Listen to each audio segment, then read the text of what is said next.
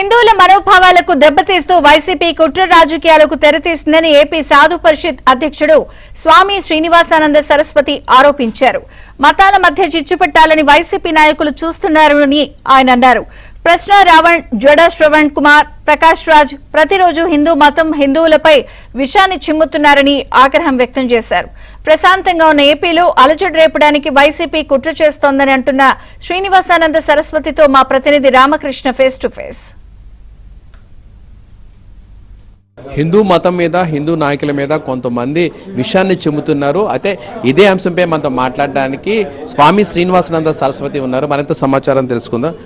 స్వామి, మీరు ఈ మధ్య చూడొచ్చు, ప్రశ్న రావని కానీ కొంతమంది, చాలామంది హిందూ మతం మీద, హిందూ దేవుళ్ళు కూడా కించపరుస్తూ మాట్లాడుతున్నారు. దీన్ని మీరు ఎలా చూస్తారు? దీని వెనక చాలా కుట్ర దాగి ఉందండి. మేమందరం కూడా ఏదైతే ఈ రాక్షస సంహారం భారతదేశంలో జరిగిన తర్వాత హిందూ ధర్మంలో మళ్ళీ రాక్షసులు మళ్ళీ పుడుతున్నారా అని అనిపిస్తుంది ఇప్పుడు మాకు. ఈ జాడా శ్రవణ్ కుమారు జరాసంధుడే వచ్చాడా ఇలాగా, ఈ దుర్మార్గుడు. అలాగే ఈ రావణ్ పేరు జోసెఫ్ రావణ్ పెట్టుకున్న ఆయన మళ్ళీ రావణుడు వచ్చాడా. ఈ ప్రకాశరాజు అనేవాడు ప్రకాశం కాదు, ఆ వెలుతురుని నాశనం చేసేటటువంటి అరుకాసురుడు ఇలాగ వచ్చాడా. ఈ రాక్షసులే, ఈ రాక్షస సమస్యలే అనిపిస్తుంది మాకు. లేకపోతే ఆంధ్రప్రదేశ్లో అన్ని మతాలు ఆనందంగా సుఖశాంతులతో మనందరం కలిసిమెలిసి జీవిస్తున్న స్థితిలో వారవలేక, ఇది గిట్టక జగన్మోహన్ రెడ్డి నోటి వెంబడి ఎప్పుడైనా హే రామ్ అనే విన్నామా? ఆంధ్రప్రదేశ్లో ఆలయాల మీద వారి ప్రభుత్వ హయాంలో, వైకాపా హయాంలో వందల ఆలయాల మీద దాడులు జరిగాయి. రామతీర్థంలో రాముడి శిరస్సు కూడా ఖండించబడింది. ఆ రోజు హే రామ్ అనలే, ఈరోజు హే రామ్ అంట, సేవ్ ఆంధ్రప్రదేశ్ అంట. ఆహా, జగన్మోహన్ రెడ్డి గారు ఏమి దెయ్యాలు వేదాలు వల్లించినట్టుగా ఈరోజు ఆయన మాట్లాడుతూ ఉన్నారు.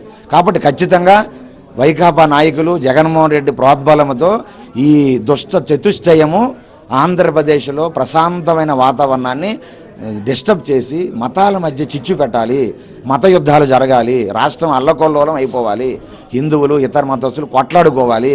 దీన్ని వీళ్ళు ఆనందాన్ని, ఈ పైశాచిక ఆనందాన్ని పొందాలి. ఇది కుట్ర చేస్తున్నారు. దీనికి తార్కాణమే మరి ప్రకాశరాజు వెంటనే వచ్చి ఆయన వీడియోలు పెట్టడం, అవన్నీ వీడియోలు బయటికి రావడం, ఆంధ్రప్రదేశ్లో కూటమి ప్రభుత్వాన్ని కూల్చేసి అశాంతిని కలిగించి ప్రభుత్వ వ్యవస్థని చిన్నాభిన్నం చేయడానికి పోలీస్ వ్యవస్థ మీద కూడా అపనమ్మకాన్ని వచ్చేటట్టుగా అనేక రకాల దుర్భాషలతో, అపవాదులతో ఈరోజు కుట్ర చేస్తున్నారు. ఖచ్చితంగా హిందువులందరూ కూడా అర్థం చేసుకోవాలని ఈ సందర్భంగా కోరుతున్నాం.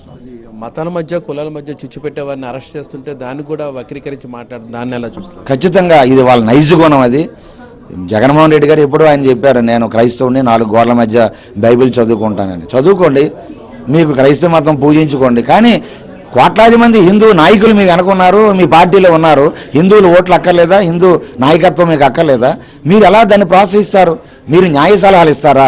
ఈ దుర్మార్గపు మాటలు మాట్లాడే వారికి ఖండించాల్సిన మీ వైకాపా పార్టీ ఒత్తాసు పలుకుతుందా? అంటే మీ నైజగుణాన్ని వ్యక్తం చేశారు. మేము హిందూ వ్యతిరేకులమని చెప్పకుండా చెప్పారు. ఖచ్చితంగా హిందూ సమాజం దీన్ని కూడా మనస్ఫూర్తిగా అర్థం చేసుకోవాలి. మేము ఎన్నో సందర్భాల్లో చెబుతున్నాం, వీళ్ళు హిందుత్వం పడదు, తిరుమల తిరుపతి దేవస్థానాన్ని అన్నీ నాశనం చేశారు, దేవాలయాలు భ్రష్టు పట్టించారు, భ్రష్టు పెడితేనే హిందువులు, భ్రష్టు పెడితేనే వీళ్ళకి ఆనందం.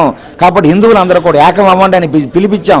దాని సహృదయంతో హిందువులు అర్థం చేసుకున్నారు. 11 సీట్లు ఇచ్చి పక్కన పెట్టారు. అయినా వీళ్ళకి తట్టుకోవడంలే, ఇంకా సిగ్గురాలే, ఇంకా ఏదేదో చేసేద్దాం, ప్రశాంతంగా ఉండే ఆంధ్రప్రదేశ్లో వాతావరణాన్ని చెడగొట్టేద్దాం, చిచ్చు పెడదామని చేస్తున్నారు. మీదన భగవంతుడు ఉన్నాడు.